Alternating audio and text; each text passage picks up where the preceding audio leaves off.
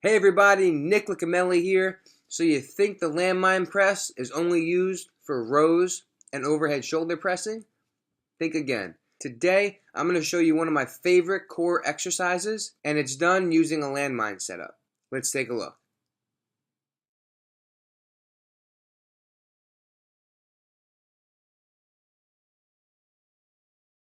Friday, the dynamic duo is back. Stan is back today to help give us a demonstration about how your core works and why it's so important to always engage your core. Your core is made up of, from the top down, we have the diaphragm, which sits right under your rib cage.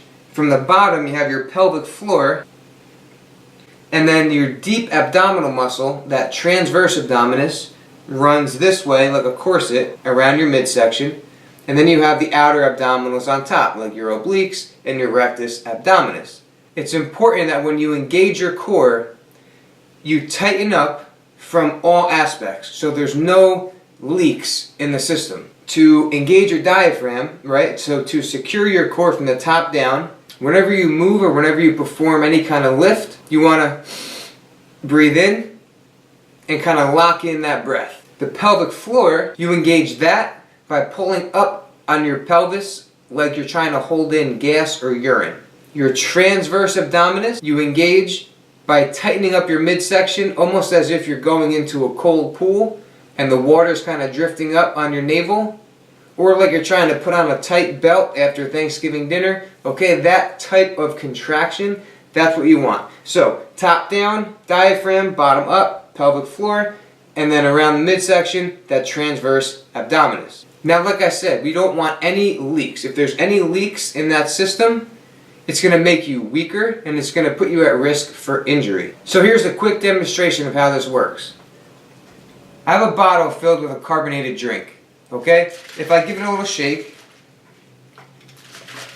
everything's tight in here, right? So that's almost like you just took that breath, right? You just took that breath like you're about to squat, or you're about to pick up a weight, or you're about to lift something up off the ground. So you have that breath in there. Your diaphragm is tight, so your diaphragm would be the cap. Your pelvic floor is tight, which would be the bottom of the bottle.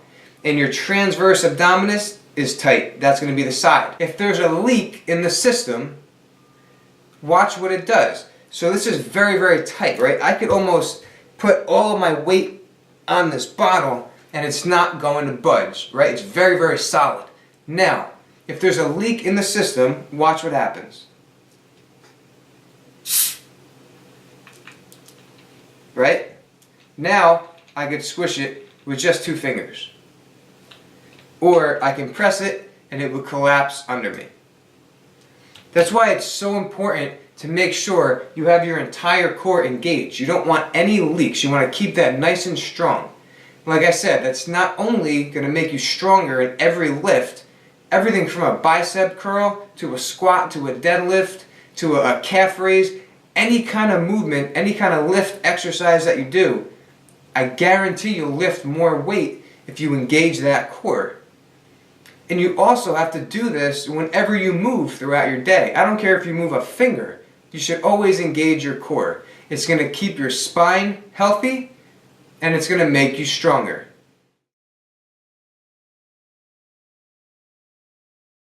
So along with crunching, reverse crunching, twisting, side bending, along with those movements, one very, very important function of the abs and core is to resist movement and control movement and improve stability both statically and dynamically.